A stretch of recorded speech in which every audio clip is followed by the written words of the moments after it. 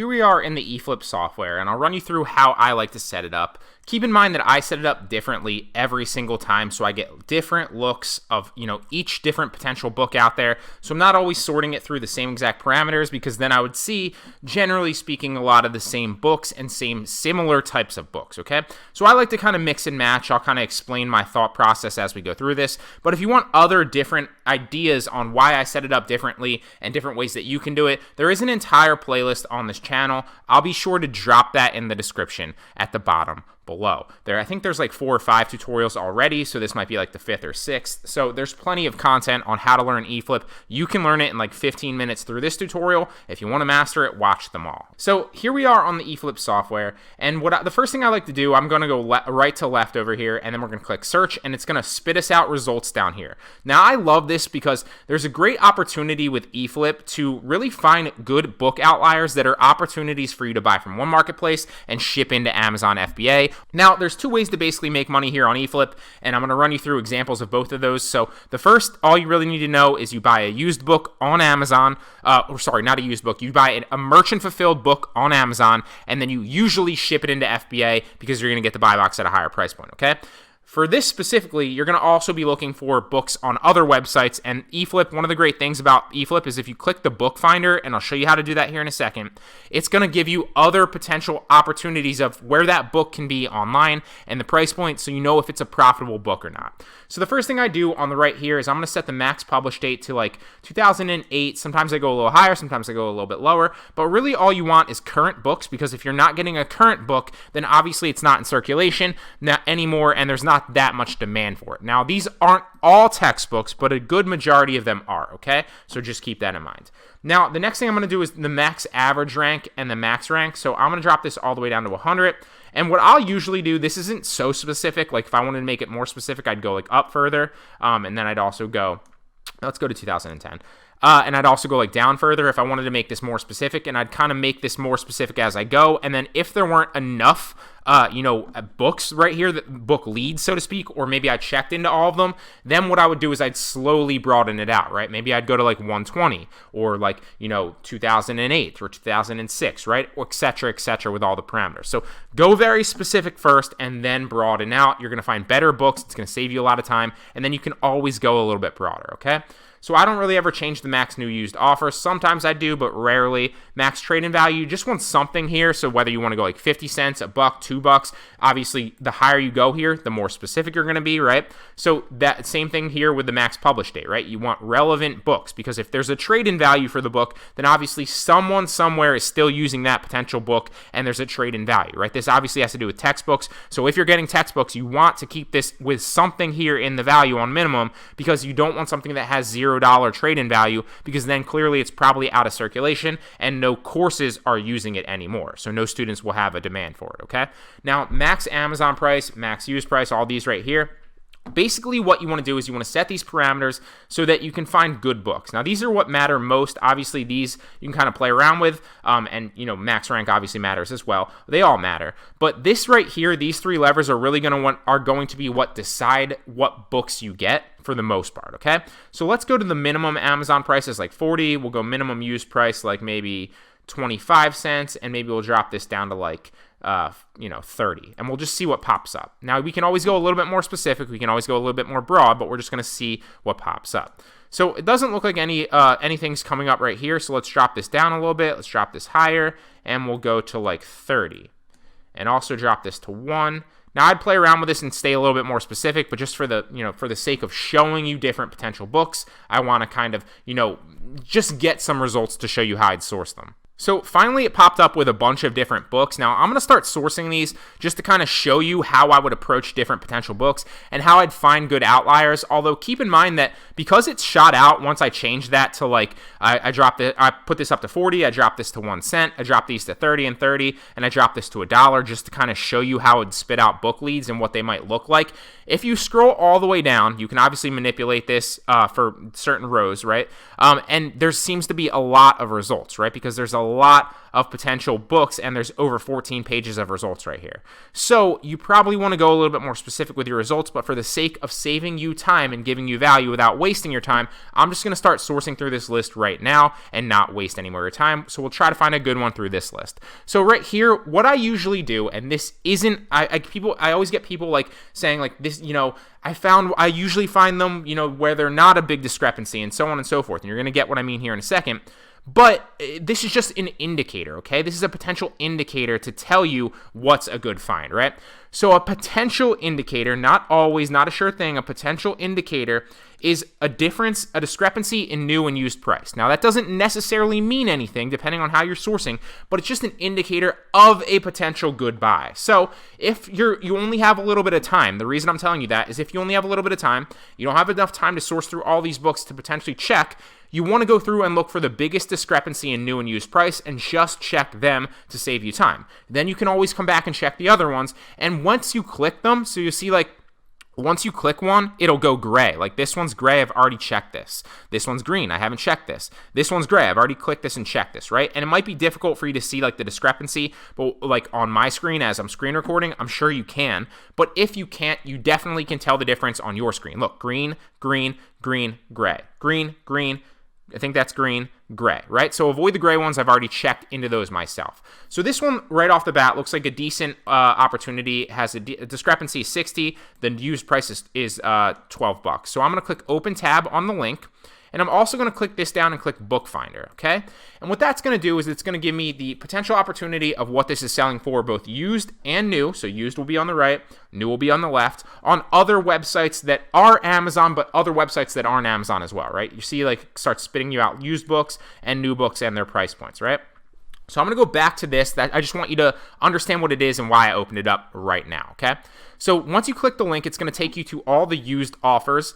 And what I want you to do is I want you to right-click on the picture of the actual listing, or the book, obviously. So that's going to take you to the product detail page. So now you want to look at the buy boxes, right? And with books, there's usually two buy boxes. There's the used buy box and a new buy box, not all the time, but most of the time, okay? So I want you to look for discrepancies in what you can source it for, new versus used. So is there a used discrepancy? Let's go back. The buy box price is $23.94, and the cheapest used price right here is $12.44. Used goods. So that could be a good opportunity to buy this and resell it, right? And also because I started to figure out why AMZ Scout Calculator I don't think works on a lot of the book listings, and I think it's because there's two buy boxes on books. It used to frustrate me, and I was like, why the hell isn't this working on the book listings? But I'm pretty sure it's because there's two buy boxes and it doesn't know which one to check. So that no big deal on books. We're just going to pull up the AMZ Scout Calculator, or sorry, the FBA calculator that comes with Amazon. So we'll pull that up. And then we just need to go down to the ISBN, not the ASIN. We're going to take the ISBN right here, and we're going to paste it in to the FBA calculator because we want to put our calculations in there to see if this is a profitable book, okay?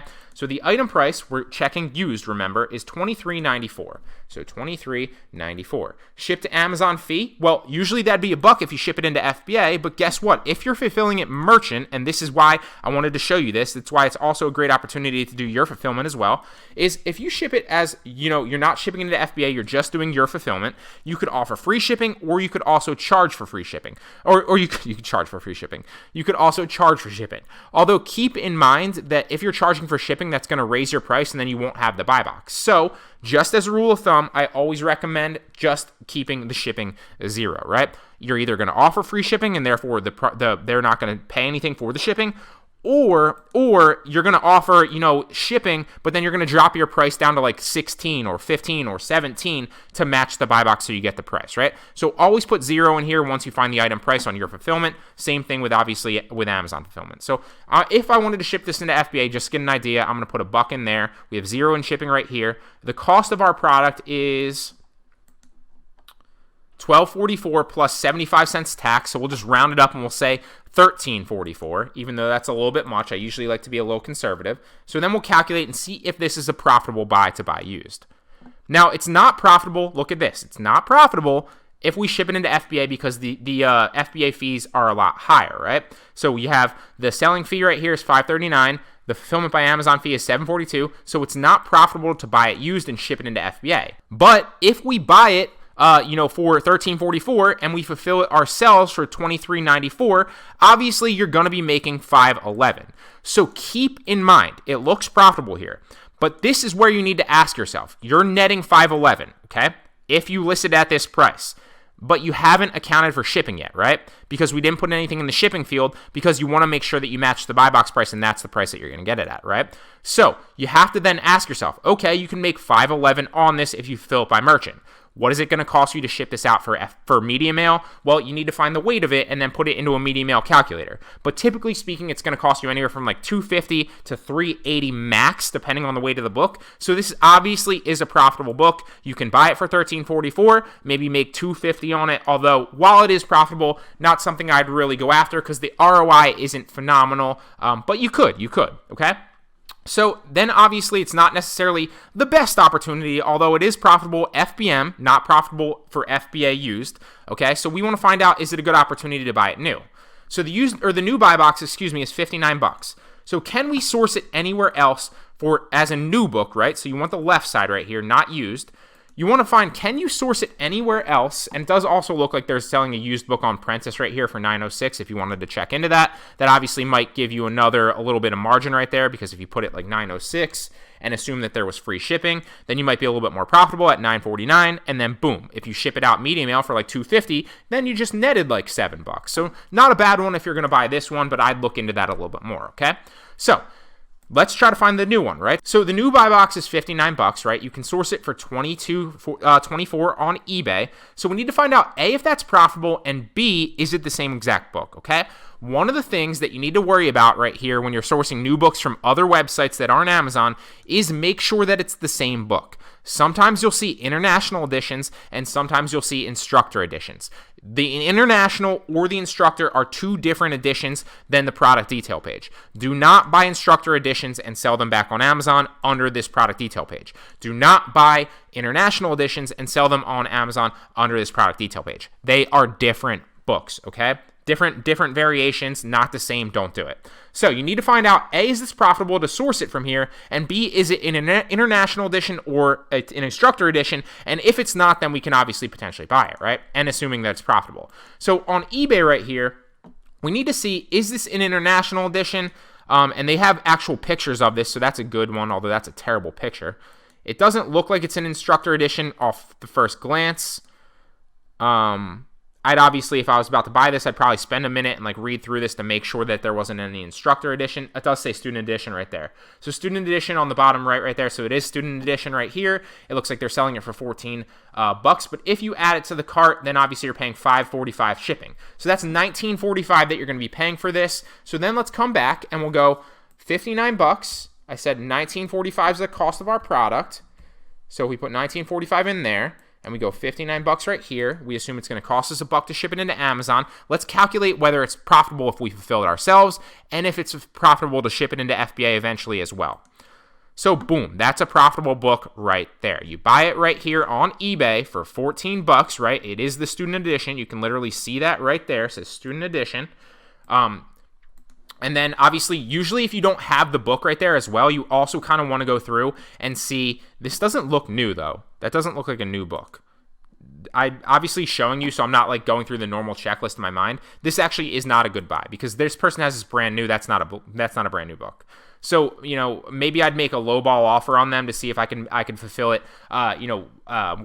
fulfill it as a used book. So maybe I'd make them like an offer of like $6 on this with free shipping or something like that, or even lower, and be like, hey, that's not a new book. And maybe they accept it, maybe they don't. But that's obviously a sketchy seller. I wouldn't do that. They have a good rating, which is weird, but that's clearly not a new book, okay? So avoid that. Obviously, you want to check into that. But one of the things that people always ask me too is like, can you get IP claims? Can you get in trouble for selling a used book on Amazon and as a new book, right? And the answer is twofold. Yes, you can, and no, you can't. So if you buy a used book, so if this said used right here, you bought a used book, you sourced it, and you knew it was used when you sourced it, right?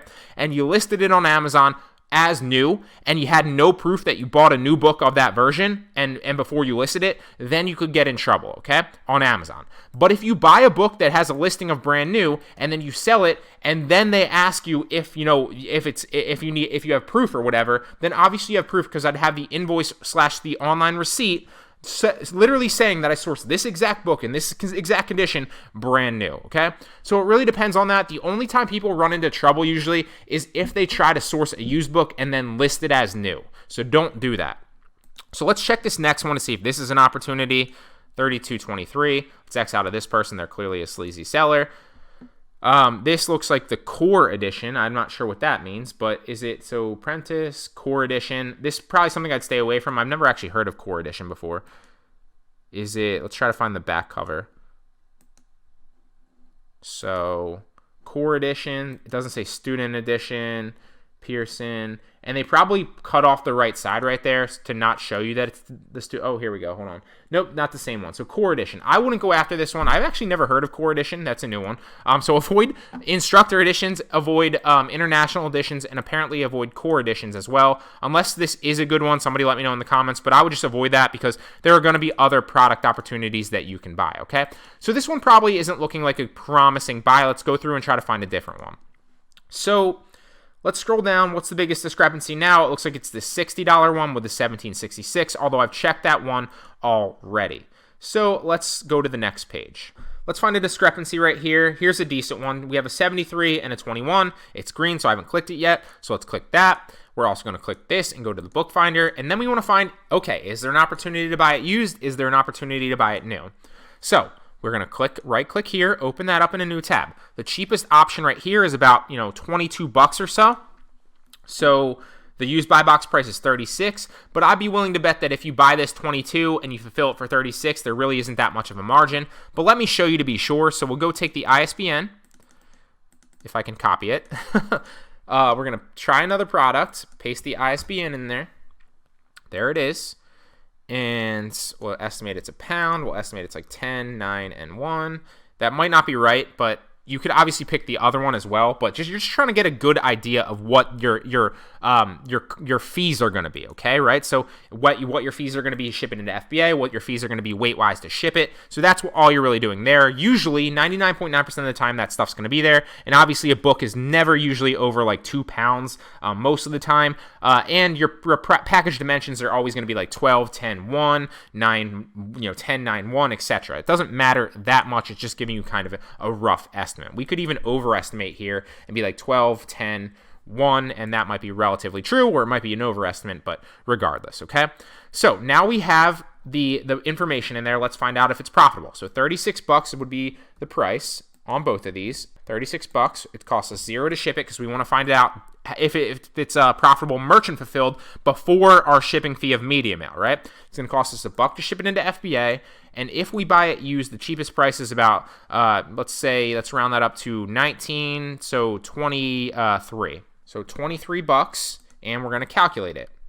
So it is profitable with FBA and it is profitable with FBM, right? It was $36, right? Yeah, $36. So I guess it is profitable actually. You can make $1.65 off of it, although this isn't an ideal product. I wouldn't want to spend $23 to make $1.65. So while it is profitable, it's probably a book I would avoid. Although if you did buy this merchant fulfilled, or buy this $23 and fulfill it merchant fulfilled, you could also be profitable. And because your cost of this product I'd estimate to be like $260 or $250 or maybe something like $3, you'd still be profitable. So it's a little bit better. It's probably like a 20 to 25% ROI because you're spending $23. You'll probably make a good $5 on this. And then, it's not a bad buy in that aspect. So this is a good opportunity to buy this used and fulfill it as a merchant.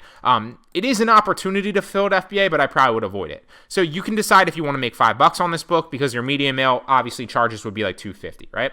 So it's an opportunity to buy it used if you'd want to. Now, let's check, is it an opportunity to buy it new? So $73, and the cheapest one right here is $62.42, so that's not a great opportunity to buy it new.